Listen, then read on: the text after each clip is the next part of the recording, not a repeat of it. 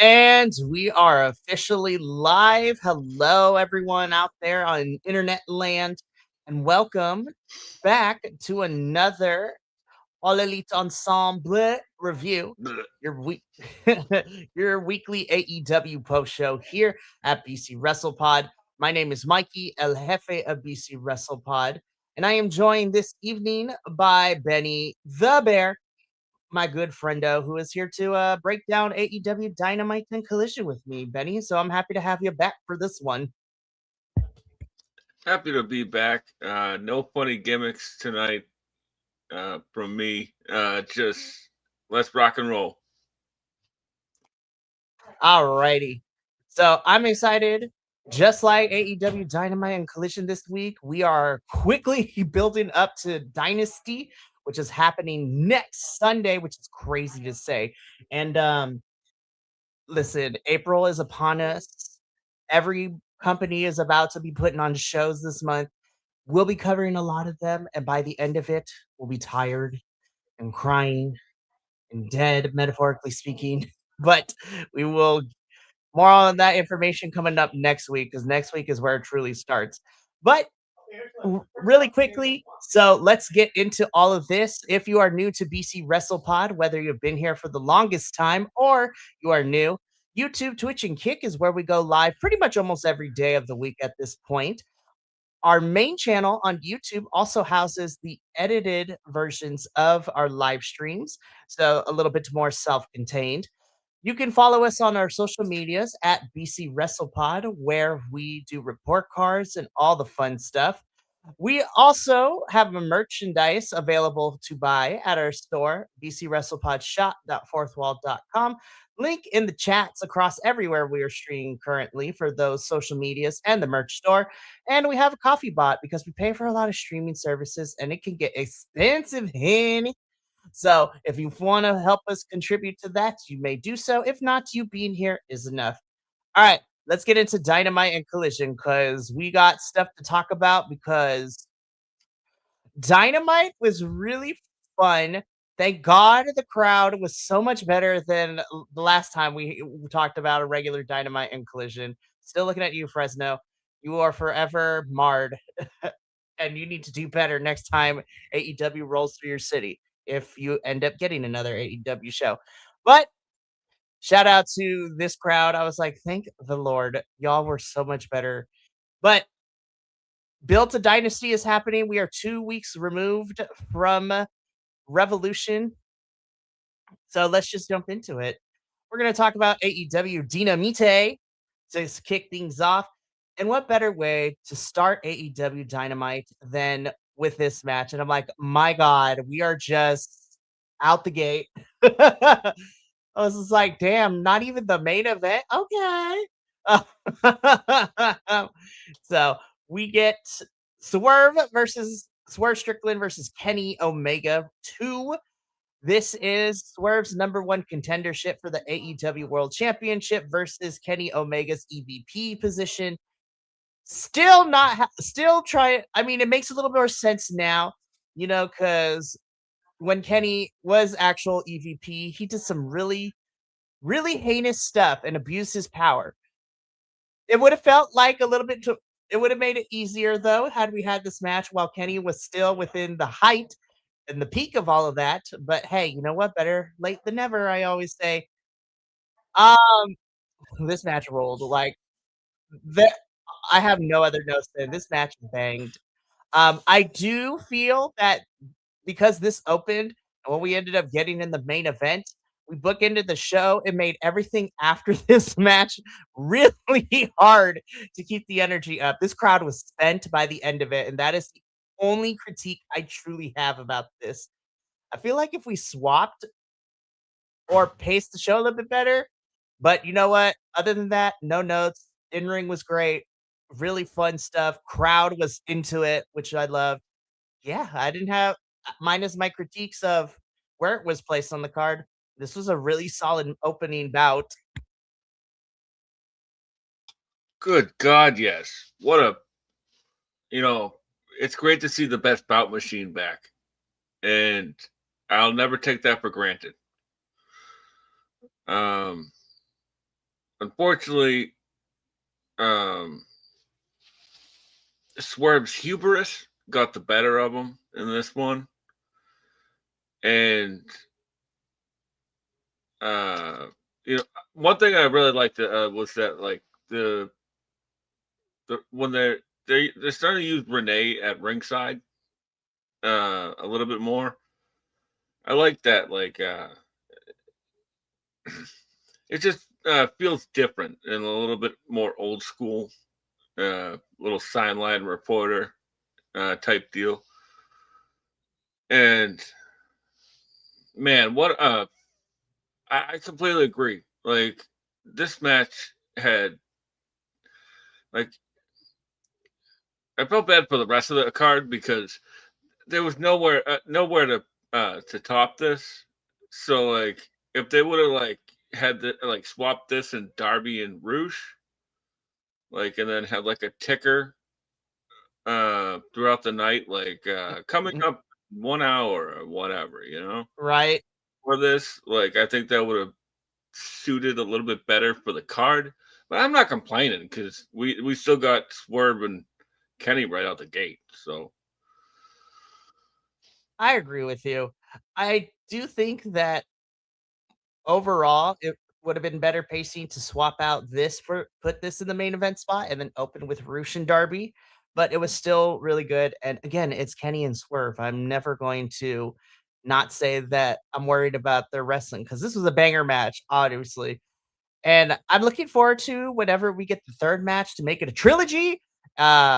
Would not be surprised if well, let's see what happens after Dynasty, if we're gonna get the announcements of the Owen Hart participants after Dynasty or if we're gonna wait because and this is I can't take credit for this. I gotta give Benny the credit for this one, as he said this last week, that because we're seeing a lot of the top of the card be participating in a bunch of matches that seem just randomly put together against one another, I think AEW is subconsciously telling us who's probably gonna be in the Owen Hart this year.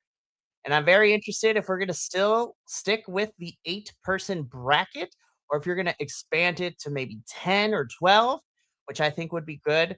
Um, I think 12 would be great because then you can have matches the 4 weeks leading into double or nothing till we get to the finals. Um, and hopefully they learned their lesson from last year where you don't announce the brackets and then we wait 3 weeks until we finally start getting some matches in the tournament. To quote, I was like, and they sh- like, they shot when are we gonna start this? they proverbially blew their load when they announced the tournament brackets, and then they blue balled us until like 3 weeks later to start the tournament. I'm like, you can't do that. Yeah, this is just a little bit of fantasy booking here, but like I'd like to see Kenny take the belt off of Max, and then Mm, Max has to go into the Owen and finally win a tournament to get his belt back. Like right. finally put his money where his mouth is. He's a great in-ring wrestler. So Well, I'm very interested to see because if they do the same thing that they did last year with the Owen, where the winner gets a shot at All In. So because it's at Wembley, I have to imagine I was like, all right, is Tony gonna go with somebody that is completely like throw our predictions out the window? Or is he gonna go with the safe British bets and pick the British people to win to go and have a match at All in Wembley. So we'll see what happens. Because we got to figure out what happens at Dynasty too. Because I feel like Osprey and Moxley is not going to be over by the time Dynasty is done. So we'll see how that goes. yeah, exactly. Like to be honest with you, my fantasy booking didn't even look past Double or Nothing. So there's We'll see that. what happens. Like, let's get through Dynasty and Double or Nothing, and then we'll go from there. Because between Double or Nothing, I don't know if I will see what happens. I haven't heard anything if we're getting Forbidden Door this year. And then if we are, that's like June, July, which I would not be surprised because according to some reports, it sees there might be a lot of AEW folks who are going to participate in the G1 this year. So what better way than to have, Forbidden Door and then send people on over to the G1. But Neither here nor there. Kenny wins, keeps his EVP position, takes Swerve's #1 contendership, and it is officially made that we would be getting Kenny versus MJF at Dynasty now that Kenny beat Swerve to take his #1 contendership. Oh, Icarus, we flew too close to the sun, and you lost your #1 contendership. Great stuff, though. We'll talk about Kenneth a little bit more because Kenneth, I love you, but we could have kept it to an email length. I'm just going to leave it right there. We're going to come to it a little bit later because right now, Osprey cursed on television, and it was great. Osprey cuts this promo, a pre-tape promo. He talks to the camera. At first, I was like, Osprey, where are we going with this? Because he talks about how he admires John, he has for a very long time. And you know what? He's chill about it. But what he's upset about it is that Moxley created the fear within his child, and then the fear of his waifu and his mother and his countrymen. And Will wants to return the favor by creating that same fear and taking out, Moxley for what he did to him and trying to take his career away from him. So, and I quote, Will Ospreay wants Moxley. It's like at Dynasty, I want Mox, I want you, you motherfucker. And I was like, ooh, naughty boy. He cursed on television. Yeah. I love Ospreay's promos. I was a little bit confused at first too, because like I think they cut in like right after he said Mox. Like but anyways, like I thought this was a pretty funny promo because like Ospreay was just like, it's just like a Geordie to stick his nose in his big ears right where they don't need to be. That was the other thing. I was just like, oh, we're using slang now? Okay. I was like, damn. I was like, Osprey going in. Love it. So. And then like Pac's retaliation on Collision was pretty great too. Oh, absolutely. And I am looking forward to that match tomorrow night on Dynamite. It's going to be so good. So Osprey calls Moxley out, and we'll talk about Moxley's response a little bit later. Well, actually, we'll talk about it after you talk about this match. First of all, I love this graphic. Zeta knew the camera was there. She's like, let me just do something real quick. This graphic of her playing with her hair is fantastic. She's like, I know I'm the baddest. But we get a mixed trios match. So this is Sky Flight, Zeta Steel, and, the Martin brothers taking on the Death Riders. And I was just like, this is going to be entertaining. God bless Skyflight souls though, because they about to get whooped on. This was highly entertaining. Again, Tony Khan, when we can figure out how it really is going to work, I would actually be okay, like we've been talking about for the last month or so. Open up the trios championships to also include mixed trios champions, where it's basically anything goes. Like you can have, like we see here, like I can see the Death Riders fighting Mystico and Jet Speed with the Marina Shafir in the mix of it. Like it'll be fantastic. It'll be great. But that's for a whole nother conversation. This was a really entertaining match. And then of course, the Martin boys are in hometown turf, so they got a pop from the crowd.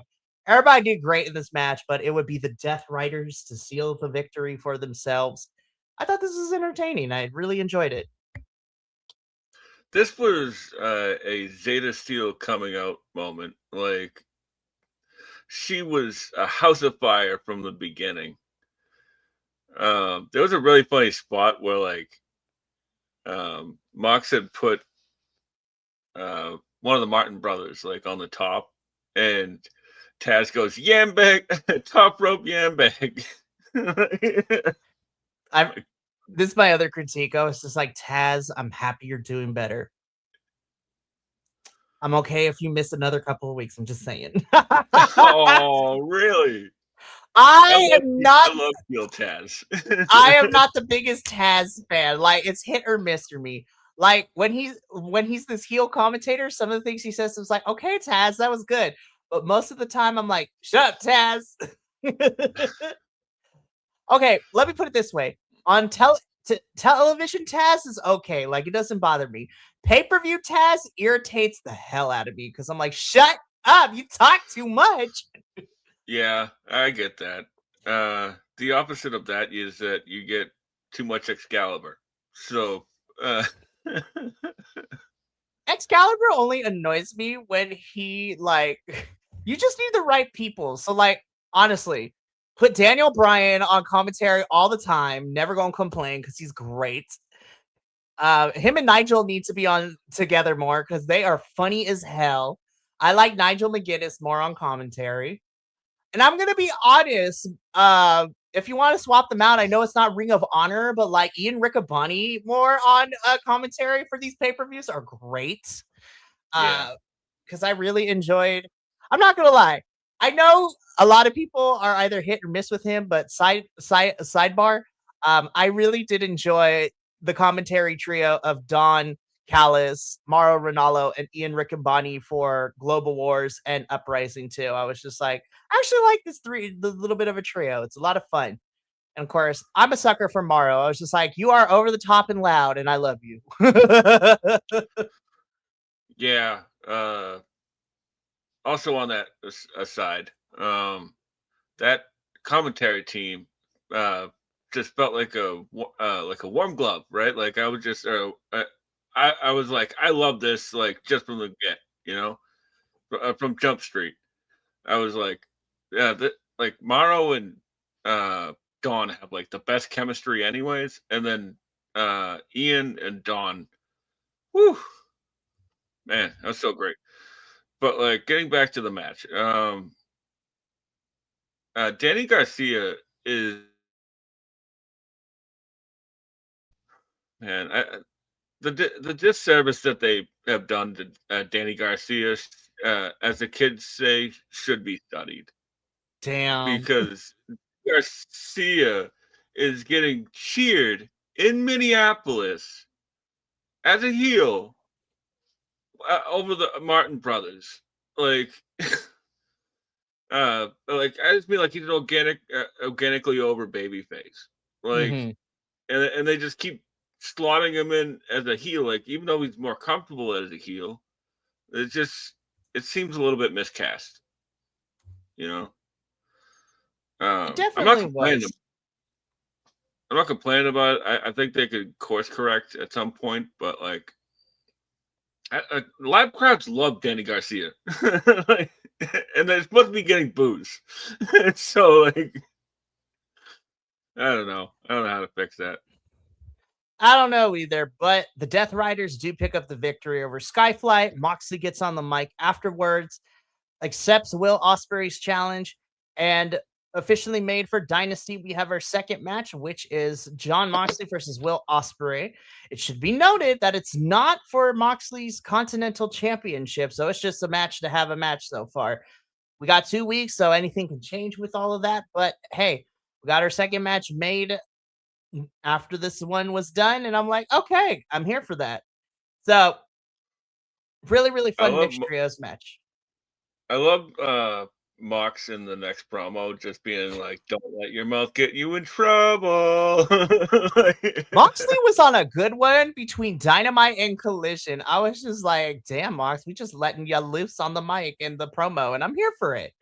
So we're yeah. gonna talk about that though, because this was fun. But after our mixed trios match, we get a bit of a tune-up match. Speedball Mike Bailey taking on Rocky Romero of the Don Callis family. Really fun tune-up match. Speedball Mike Bailey wins. Like, simple. It was great. Like, it's probably the best service of Rocky in ring right now. So, like, I mean that in the best way possible. I love Rocky. One of my favorite Black Tiger masks. So, and that's saying a lot. No, that's Uh, what are you gonna say?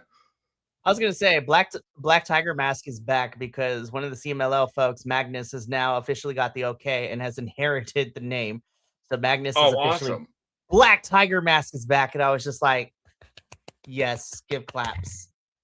So Hell yeah. also, That's a lineage that has a great lineage. it no, it truly is. And then on the other hand, we added another member of the Don Callis family via Rocky Romero because CMLL is having a couple of the AEW folks come on over for Friday. And so CMLL star Volador Jr. is now officially in the Don Callis family. So now we're up to 15 people. So I'm like, good golly gosh. Like, Well, we you could know what send her that a means. oh Three of Lord. them have to be injured. Oh Lord. I mean, Lance Archer still got the cast. Josh Alexander, as we found out this weekend, had to go get knee surgery or is about to at least.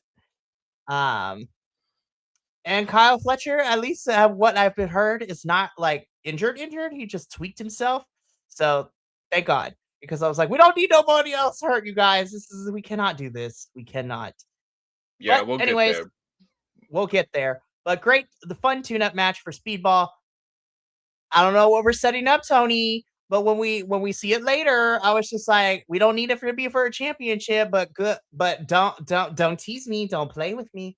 But we'll get there when we get there. Because right now, guys, MJF returns. He is back from Disneyland or Disney World, one of the two. My money is on Disneyland because you would have to be in California for that. Because that's where the pay-per-view was. But MJF comes back. He talks about how beating Hangman Page was the easiest win of his life. And he like basically tore down the hero for the fans that Hangman Adam Page was. And, just cuts a good old MJF promo, which I was just like, baller, MJF, baller. Well, then, Kenny comes down to interrupt. Kenneth, I love you dearly. Hun, you are great. You are a fantastic wrestler. I'm going to cry when you retire because you have said that you don't got long left in your career. But Kenny, we could have shortened this promo. Like, this did not need to go on for as long as it did. I'm like, tighten it up, Kenneth. Tighten it up. You know, here's the thing, right? Kenny is a really awkward and goofy promo, right? Like people always hear like the amazing Kenny Omega, right? And then he comes out and he does these like really off uh promos, but like they're only off because we're used to like Western style promos, right? Like because his cadence works in Japanese like perfectly, you know? But as you said, like this wasn't it. Like to be honest with you, a couple times I spaced out while he was talking, so I didn't even understand everything because it I was know. just sort of droning. you know, Kenneth, Kenneth, I love you, but we needed to tighten this up. But you got the point across finally towards the yeah, end of it. yeah, he got the So point across, but he could have used an editor. That's for sure.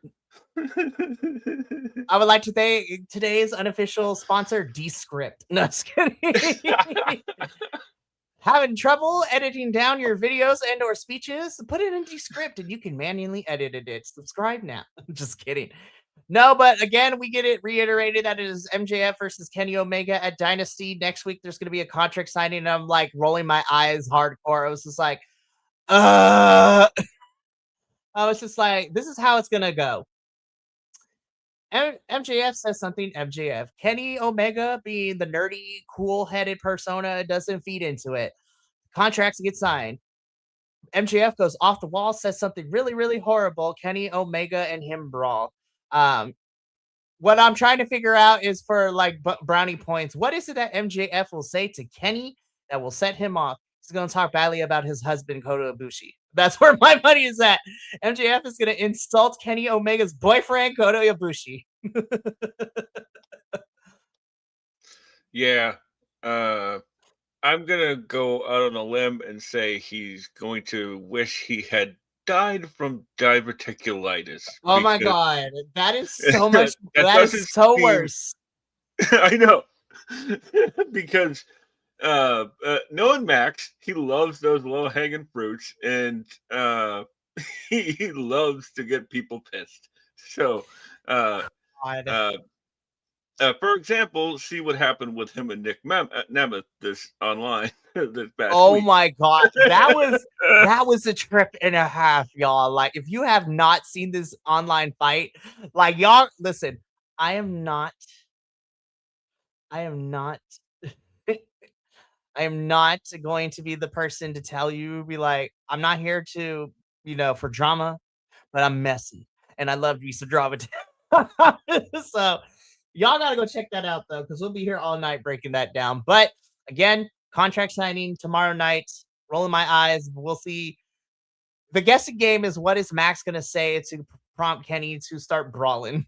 And who knows? We might be wrong. There might not be a brawl, but then this is MJF. There's always a brawl. Yeah, and just to put a button on that Nemeth thing, as soon as I as soon as I saw them talking, I was just like, "This is a work. Like this is for a match." And then, sure enough, like the next day, Creative Pro was like, "Nick Nemeth versus MJF." Like, stop taking stuff seriously, people. For reals. I'm just like, all right, well, whatever. So we'll see how that turns out. But we move on. Christian and Copeland have worked for FTR. I'm like, damn, Christian, we just out here also saying things. um, but Christian's just like, it's really funny to watch this promo happen, because Christian's just like, yeah, I want a revenge on FTR, but I'm gonna be an asshole about it. Copeland's the one that has the emotional investment into it, but then again, FTR were the ones who attacked Beth, a while back, last time we saw Copeland in AEW. And so he's mad about that, but he's angry at the fact that FTR and their kids play together. Like, they made it personal. I was just like, all right, boys, we're dragging this out for 2 weeks. We got to give us something. So it's just like, okay, cool, baller, got it. Like, cool. And that's also what I have to say about FTR's promo too. These two could be put together. Did I think we needed it to be long when we put these two together? Not really. We got the point of it, but I still appreciate it. And I was just like, we got 2 weeks to continue to set this up and to flesh it out. Yeah, this also needed an editor. Like it was fine. Like I love that Christian is doing some of the best heel work of his career right now, and he's only talking for like 30 seconds. Like, while while Cope is just droning on doing a full WWE style promo in the back, like my wife and my kids and my hometown and all that stuff. And it's like, okay, okay. And then like uh FDR come out here and they talk to the camera like Cope is the cameraman. Like, it's things like this that like make me in wrestling that make me go, what are we doing? Like, if they weren't in the building, why did they respond in front of the crowd? Like, you just wasted time because this didn't really build anything extra, It and was it really took like weird. 5 minutes. It was really weird that they put them back to back like that. I was like, y'all are in the building. Wouldn't you want to fight? Whatever. Like, we weren't told y'all don't have a non compete like Kenny and Max do. So, but it is what it is. It's help us pad this out until Dynasty. So we still got 2 weeks left of this. So I'm like, okay. I guess really, like, I'm not just trying to complain. Like, I do like these guys, and I like Cope and Christian. Like, I'm a big fan of both. Um, what I mean is that like I feel like we put a somebody pressed pause on the feud, and then 6 months later they they unpaused it, and the tag division is just like on a hamster wheel right now. They're not doing nothing, and this is where the tag titles are. What are we doing? Why does it always seem that like these like you have so many people in a notebook, and then we're gonna and then just fill in the blanks to get to those matches, and then like everybody else is just well just happy to be featured. Like just weird. It definitely is. And Benny, I know you said I'm not here to complain, but I am. So I will complain for both of us because I'm like, if you have promos like this, and I know we're padding it out, but like, give me something a little bit more mass, if you will. So, but hey, it gets the point across. They might do something in the next 2 weeks that'll be like, oh my gosh, did you see that? But time will tell. And they're gonna be AEW is gonna be focusing on what else we're gonna put on this card because we got 2 weeks until the pay-per-view. So more on that when we continue talking about our show in the next coming weeks. But right now, so we have to believe that there's a rubber match after this, correct? Like that's what we're building to. Because you had the conglomeration, sorry, let me rephrase. You had our two lovable divorced dads and their emo son Darby win the match at Revolution against the Dogs. Darby beats Gabe Kidd in a coffin match last week. So the conglomeration versus the Dogs is happening. And I thought this was a fun match. I like Orange and Roddy together. I think they are such an odd couple pairing, but like in the best way possible. And I am here for my divorced dads. Um, so I love them dearly. And then the Dogs, I listen, I know David Finlay is polarizing in the sense that either people love him or hate him. I do appreciate the presentation that we are giving the Dogs. And I thought this was a really fun match. Did we need to go through like 2 commercial breaks to have this match? Not really, but I was still entertained. The Dogs do pick up the victory.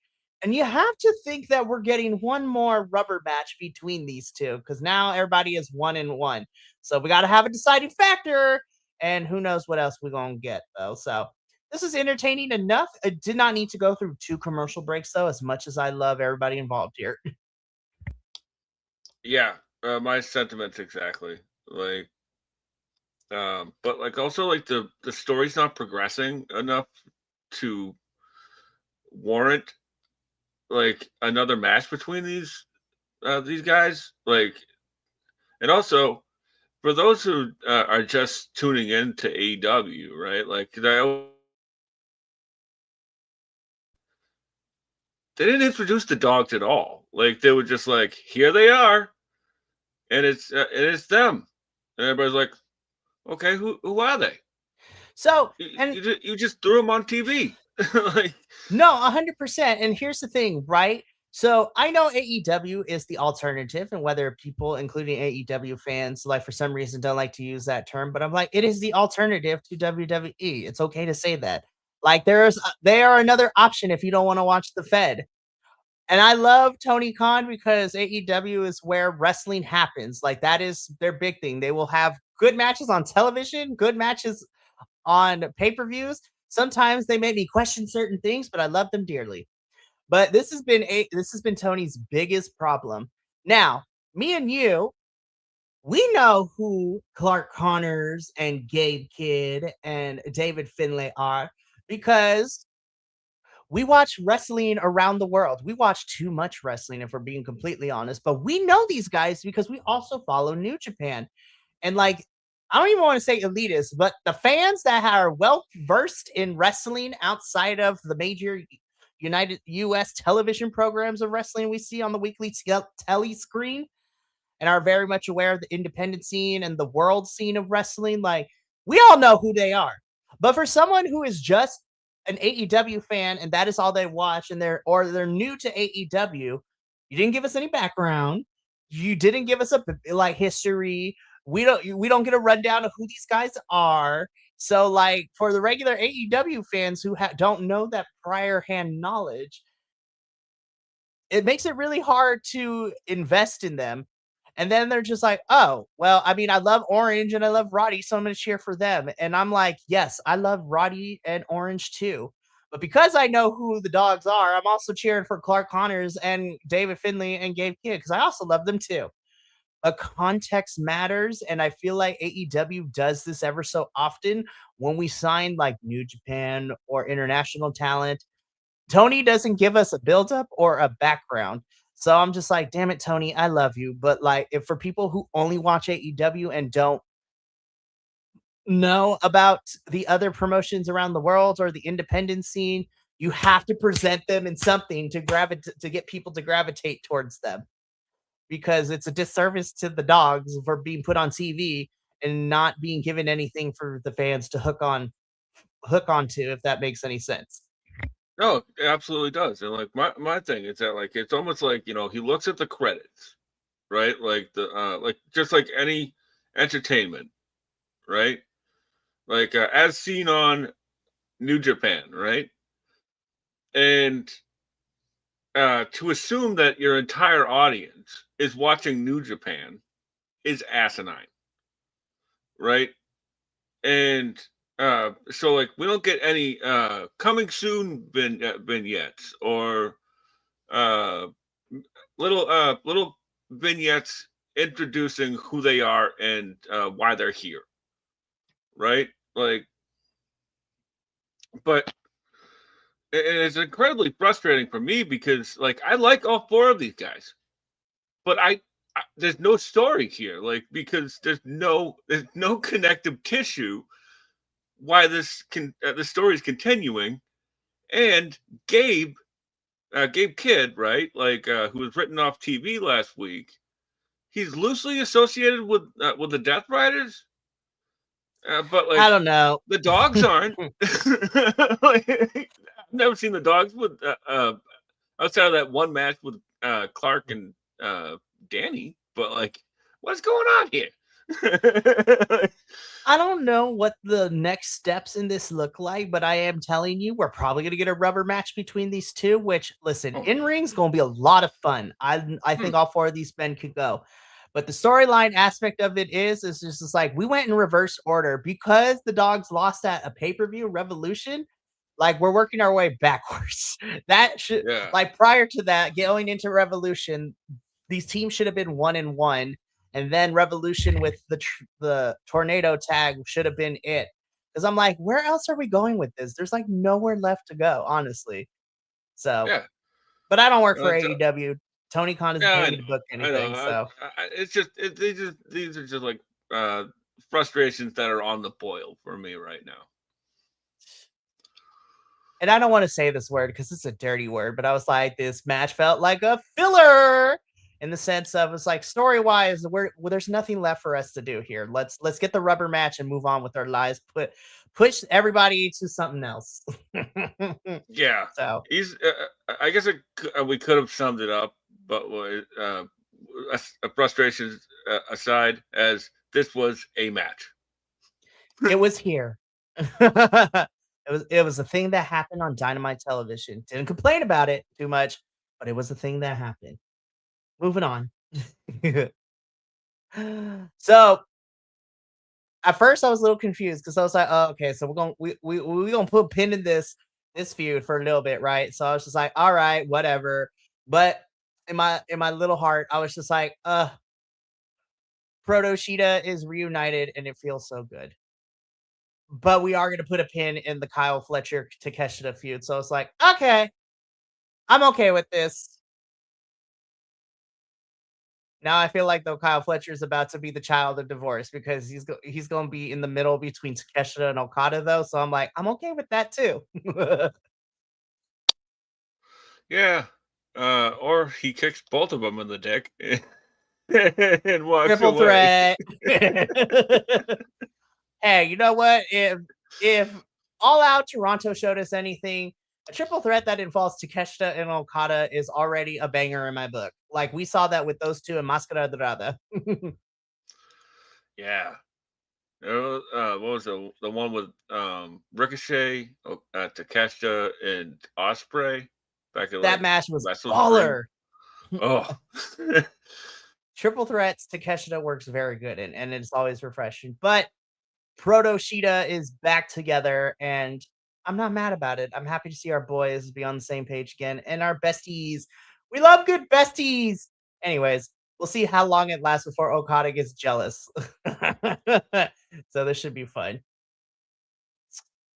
So I'm still mad that we progressed to here so quickly because this is also another one of those things where, at least at the end of this, I was figuring out where are we trying to go. It seems that we have somewhat of a direction, but I feel like there are better ways to tell the story. But we get our AEW Women's World Championship match at this point of the episode, where the Toxic Spider Tekla is defending her AEW Women's World Championship against Mina Shirakawa. We already discussed it verbatim last week. Why this didn't make a lot of sense for Mina to get a championship match right here. But whatever, I wasn't really going to complain. And the match itself was fine. Again, I won't put it in the category that it was a match that happened on television. Um, at first I wasn't the biggest fan of Tekla using brass knuckies to pick up the win here against Mina. However, I am okay with it, given the fact that it seems that Mina and Tekla are going to still be fighting it out, and Mina's going to get some backup a little bit later when we get to Collision.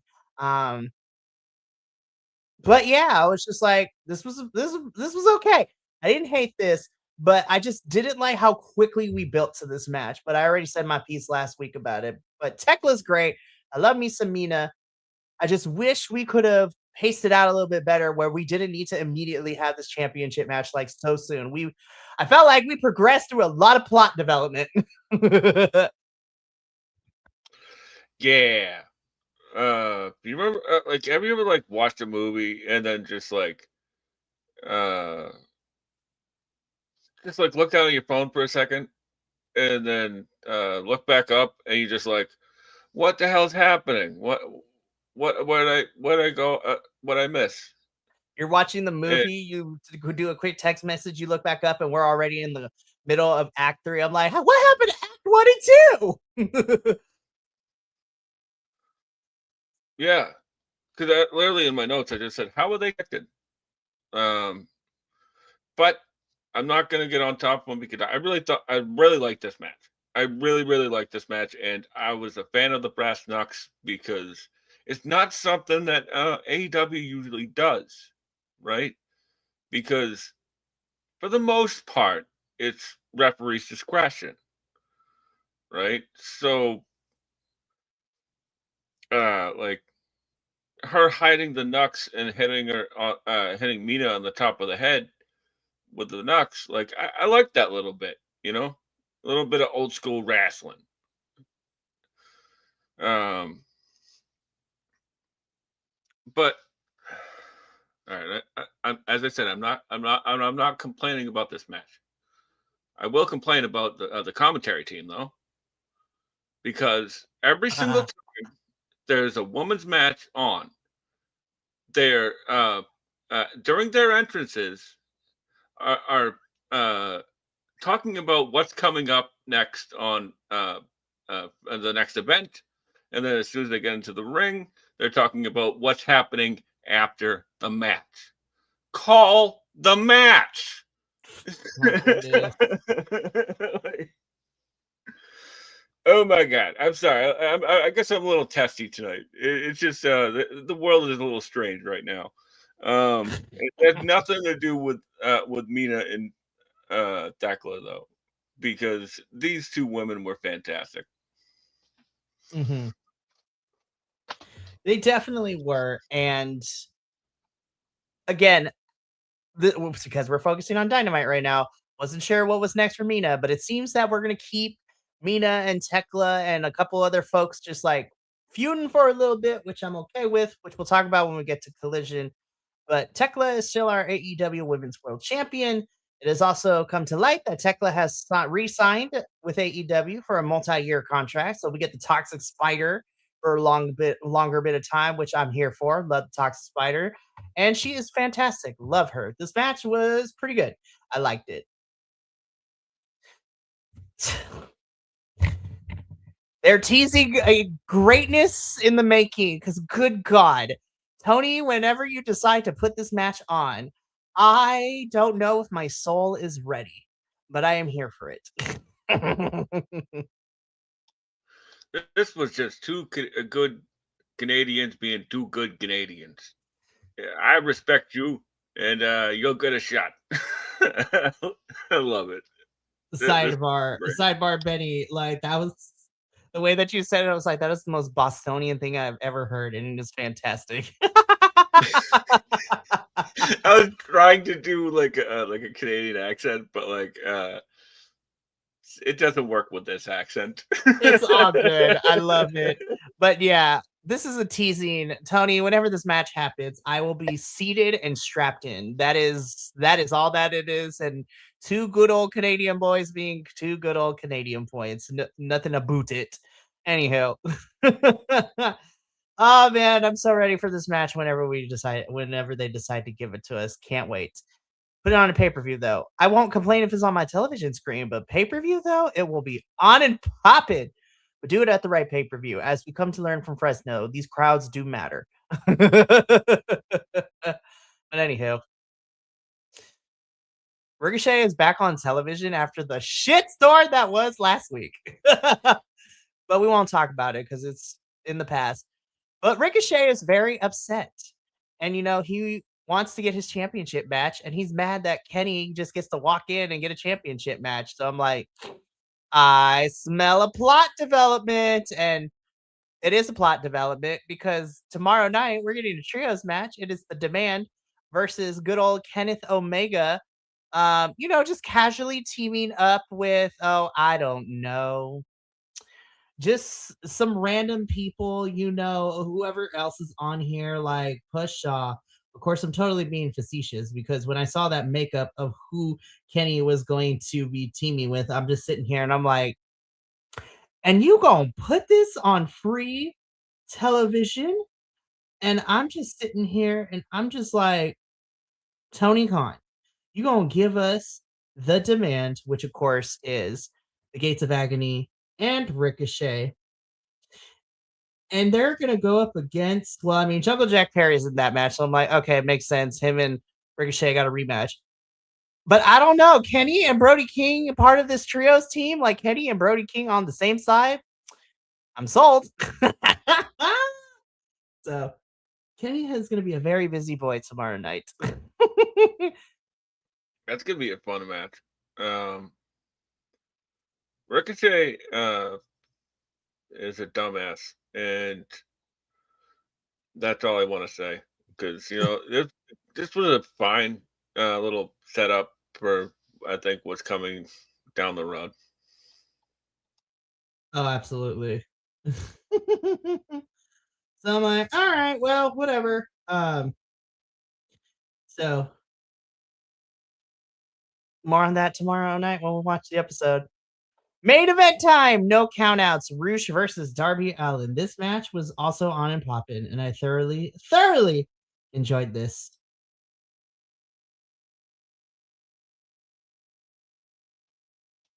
I really can't. I will never complain about a Roosh match. Roosh just beats the crap out of everybody. He just sort of has a different vibe that he brings. And Darby was a great opponent for him because Darby's like the best underneath fighting from underneath babyface. And ooh boy, they might have tried to turn up the ring mics and lower the crowd mics, but that crowd got that shit in. For real. I mean, yeah, you're right. Roosh beating up on people was fantastic. I loved it. And so Darby squeaks out a victory. Doesn't get to celebrate for too long because, Don Callis' family, after last week, taking money from MJF to take out Darby Allin, who has made his intentions clear to come after MJF's title. And Darby gets thrown around by big men. Jealous, but Andrade, though, is still not really vibing with it, and he is arguing with Don throughout this whole entire thing. And Darby laying in a puddle of Darby is how the show goes off the air for Dynamite. So Yeah. Dynamite was pretty. Sorry, go ahead. No, I was just gonna say that I like the Andrade wrinkle. It's pretty nice. For reals. Anywho, so really great stuff. That is how Dynamite goes off the air. So let us get into Collision, which was a little bit more straightforward. And no shade, I'm glad that we're back to a regular 2 hour Collision. Because I was just like, I don't have to stay up super late to watch it 1 hour Collision this week. I know Benny got mad at me last week, but you know what? It is what it is. Deal with it. Anyways, let's get into it because this was a pretty straightforward episode of Collision. And we kick things off with our AEW Women's World Tag Team Championship match. So this, of course, is Divine Dominion, which is Megan Bayne and Lena Cross defending their tag titles against the former champs, the Babes of Wrath, Willow Nightingale and Harley Cameron, in a rematch. This was great. And this is what I need for Divine Dominion. Just like run and destroy women in every championship defense because the Babes, they tried, but Divine Dominion steamrolled. It's like, though I was taken out of the match a little bit because there was a very scary spot with Megan. I was like, oh no, she looked like she landed really rough. Thank God it seems that she's okay. So I was just like, no, but thank goodness she was okay. But this was a really fun match and a really fun first defense for Divine Dominion. And they are still the women's world tag champs. So this was great. I thought this was a really fun match to open up Collision this week. Yeah, I remember that spot too when she did the suicide dive and tope suicide. Uh, it reminds me if it's on YouTube, should it be a tope unaliver or um? That's true. Her face went kersplat. Yeah, I was just joking around. It was just it was just a joke, but like. I thought she had recovered really nicely, and that's really what matters. And there was a spot where Babes of Wrath had a double single leg crab on, and I thought that was a really fun spot. Um, and the crowd came up for it, so like they still got something there, but unfortunately they're moving on. Um, That they are. Sorry. No, you're fine. I was just the last thing I was just gonna say was that like I really like the Yay Boo spot with Willow and Megan. They got something there with them with those two for sure. So I'm here for Divine Dominion to decimate and have a really fun run. And Babes of Wrath, we're gonna talk about you a little bit later in the show because I'm gonna wait until we get to that part of the show where we see you again. But really fun opening match. From here, we get into our next match, which was also another fun one. Johnny TV taking on Myron Reed of the Rascals. It was really nice to see all three Rascals in competition this evening, so everyone was on television. Myron's so good. I am Thank you, Tony Khan, for listening to me. Put Myron in singles matches because this man can go against anyone. Myron is fantastic. And Johnny, you look great bald. No, but this was a really fun match. I thought this was really good. And yeah, I'm biased. I'm a big Myron Reed fan. I've always have been. But this was a really fun match for Myron to win here and get that record up. Love you, Myron. Yeah, I really like this match a lot as well. Little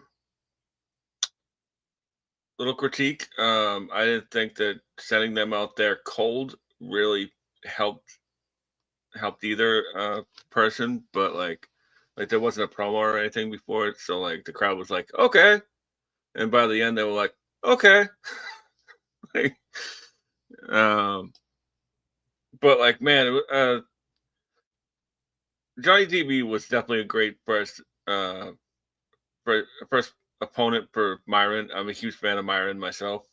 I'm a huge fan of his stuff in Wrestling Revolver, and uh, he's a special talent, and I look forward to what's coming next. I look forward to seeing what's next for Myron too. But this was another fun one. We're going to talk about his other two Rascal Brethren a little bit later in the show. A really fun match for Myron and Johnny TV. After this, there's another Moxley promo. Mox. So this was funny. So I'm gonna let this. So Death Riders cut a promo against Private Party. Private Party, like right after, give a promo of their own, firing back at the Death Riders, saying that they're going to turn chaos into opportunity, which immediately led into our next match, Benny, the Death Riders versus Private Party. Oh my God, is that Private Party? Um, I thought this was a fun enough match. I love Private Party, but I already knew it was like, rest their souls, Death Riders, they gonna win because we gotta build up Moxley and for his match against Osprey. So unfortunately, Private Party got thrown onto the tracks, but they did put up a fight, and I was very entertained. But yeah, no win for Private Party, which I'm sad. But Death Riders pick up a win here. I thought the match was fun. I love seeing Private Party. I'm just hoping that now that they're back, we do something more substantial with Private Party. Um, but we'll see what happens.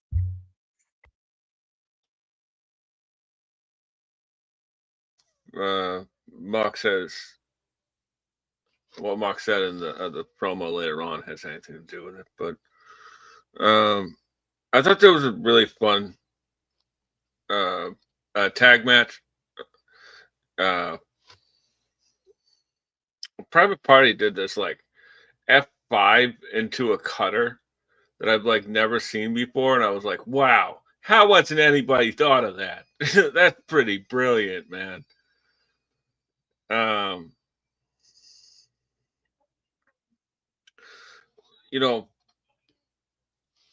uh, I don't know. The Death Brothers were really good in this as well. Like, I think I was misremembering about the Danny Garcia stuff, but hey, Danny got 2 matches this week. Awesome. Very true. Daniel Garcia did indeed get some matches. He got 2 matches this week on AEW television, so can't complain. But yeah, Death Riders pick up the victory here. We're going to see the Death Riders a little bit later, specifically Moxley possibly cutting a promo.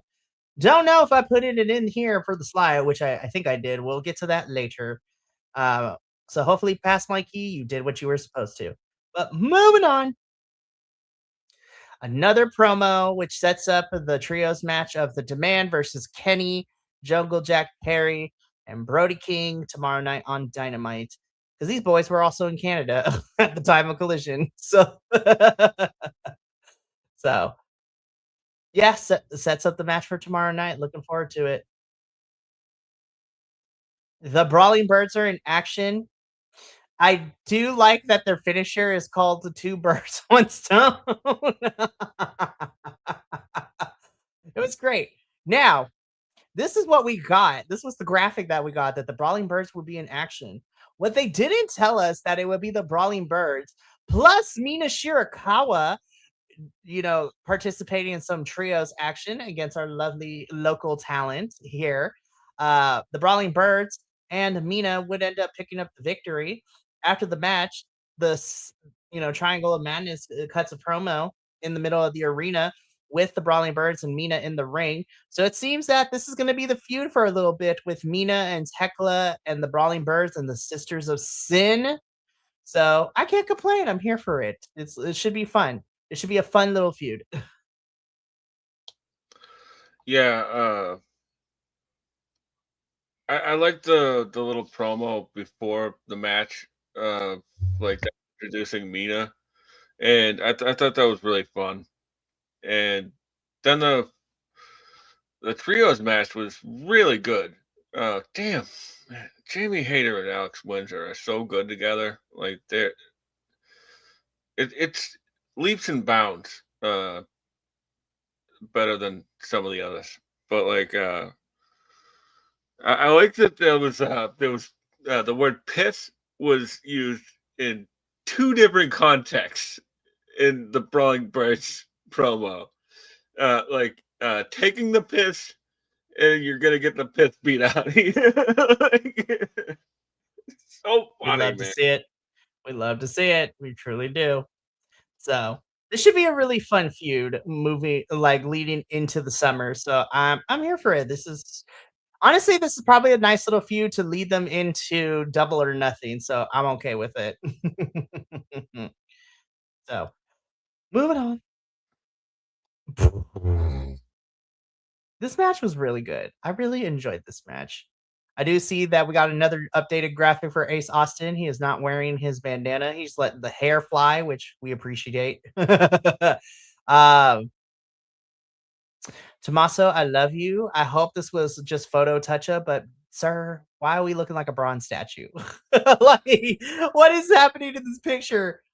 Listen, what did we tell you? Y'all need to stop calling the Tanner of Braun Breaker because he be looking like Bronze Breaker out here. We've talked about this on multiple occasions. Tommaso, get it together. Anyways, this match was really fun. Oh my goodness. Ace Austin is great. Tommaso is great. This was freaking solid. I love this match. And I love what happened afterwards because Juice comes in to check on Ace. Tommaso comes in to try to, looking like he about to hit Juice Robinson. Juice is privy to the sneak attacks, and Tommaso backs off as I'm like, this could be a fun, interesting, short little feud too. Juice and Tommaso going at it would be a lot of fun, but this match was really solid. Oh my goodness. I love this match. This was really good. Yeah, I thought it was pretty fun.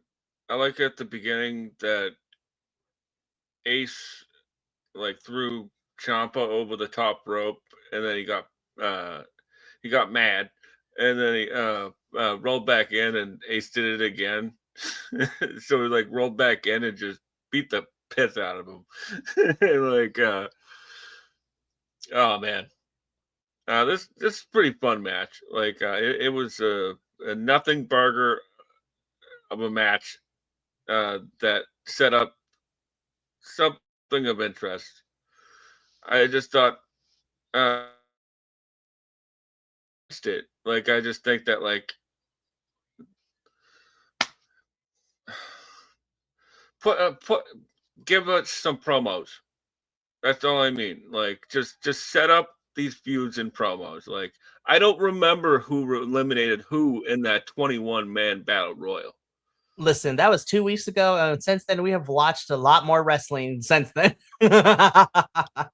Right?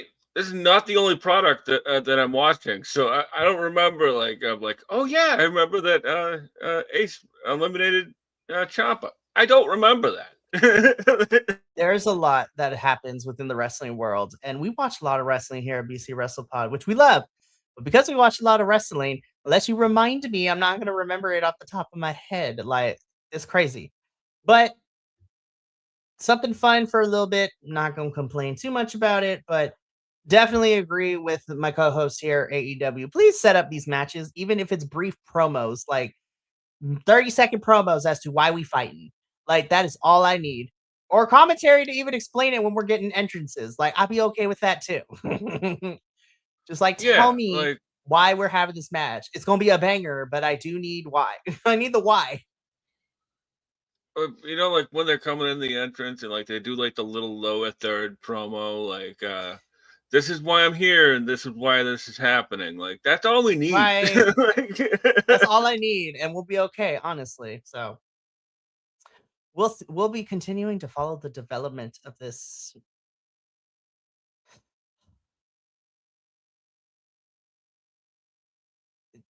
I'm just like moment of silence.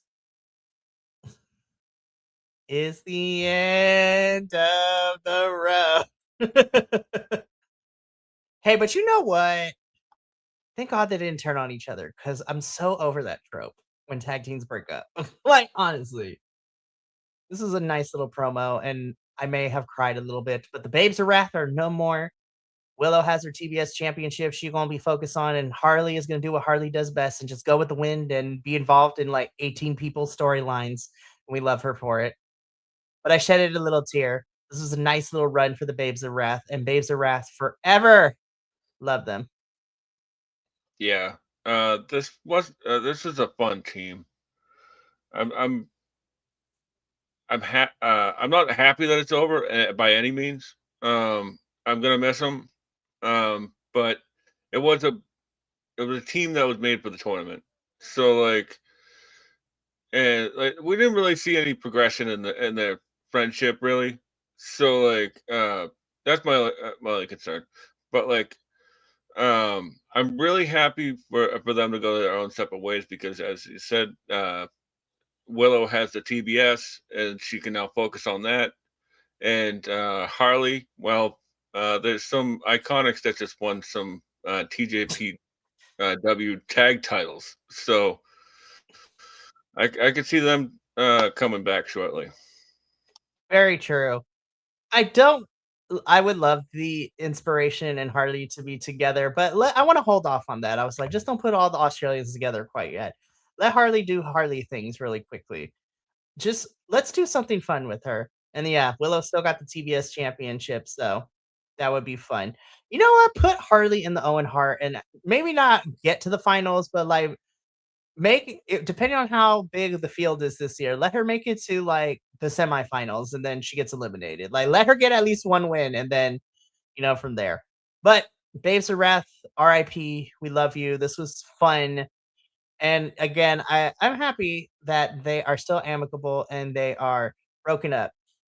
I say that, and then Stardom announced their US show during WrestleMania weekend, American Dream, and Harley, Willow, and Chris Statlander will be teaming up against some of the Stardom girls. So I was like, well, it doesn't count because it's not AEW television land, but still, that match at American Dream though should be fun. Yeah, that's true. It's a little side quest. Out here getting all the side quests. Benny, we'll talk about it because they announced the first couple of matches for American Dream, and I am excited. But we'll talk offline. But RIP Base of Wrath, we love you. Okay, but like this match was also busted, as the kids say. Now, Kyle did start limping around towards the end. I'm like, good God, no. But it seems like he's doing okay. I haven't heard anything that he broke something or he's going to be out indefinitely, but he was in good spirits. He was in a little bit of a walking boot, but no confirmation that he broke something. But this match was bussin', as the kids say. Yeah, I heard somebody say the other day, and I'm gonna steal it because it's the only thing that fits. We got Aussie Open back, but at what cost? I know, right? I was just like, Aussie Open is back, but at what cost? And this is sort of like a dream match for me. I love the Rascals and I love Aussie Open. Um, I'm sure that they've faced once or twice before, but not that I've seen. So uh, it was fine. It was a very fine TV tag match. I'm not going to overhype it. I'm not going to undersell it. It was great. It was a fine TV match. And plus, I'm also figuring that Tony Khan, as well as a couple other promotions, don't want a lot of these folks to do too much right now because of all the shows that a lot of these people are going to be involved in over the next couple of weeks. Again, sidebarring it real quick. On paper, it's going to be nuts. But MLP's next show, Multiverse, which is happening during, Mania weekend, which is going to include a lot of the promotions that they work with. They've already announced their first match, and I'm drooling because it is just going to be high octane nonsense because it is all three rascals. So Dez, Zach, and Myron taking on Místico, Máscara Dorada, and the legendary wrestler of New York himself, Amazing Red. So exactly. And then just randomly at WrestleCon, it's going to be Ricochet versus Leon Slater, and I'm just like, hey, excuse me.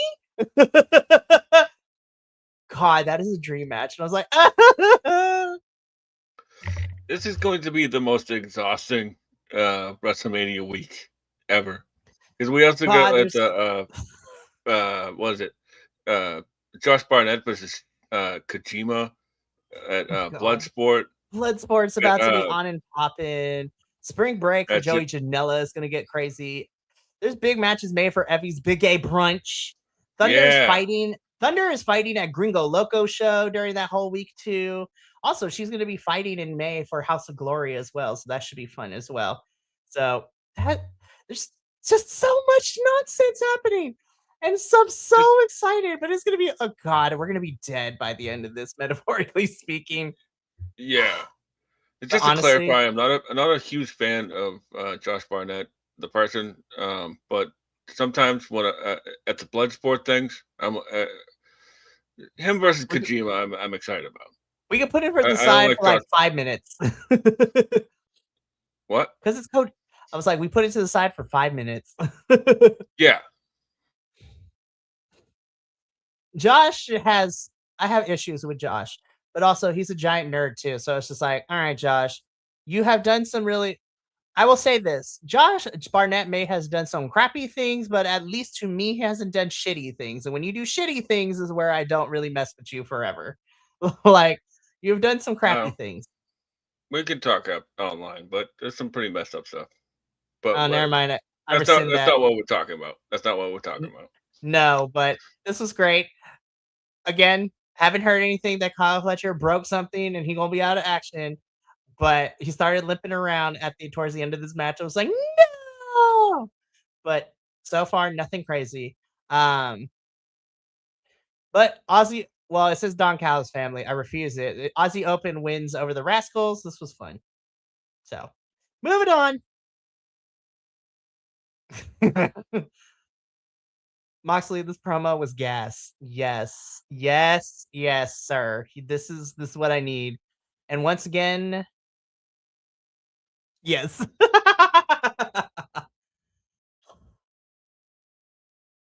Moxley, you're just so good from going between tweener and face. I mean, like heelish tweener. So this is great. Yeah, he's such like probably one of my favorite promos like today. It has been for a long time, but like he makes you sit up and take notice, and I love that about him. And like there was one point where like Danny started to break, so he looked at Claudio, and Claudio went, "Nope." So like Danny had to go.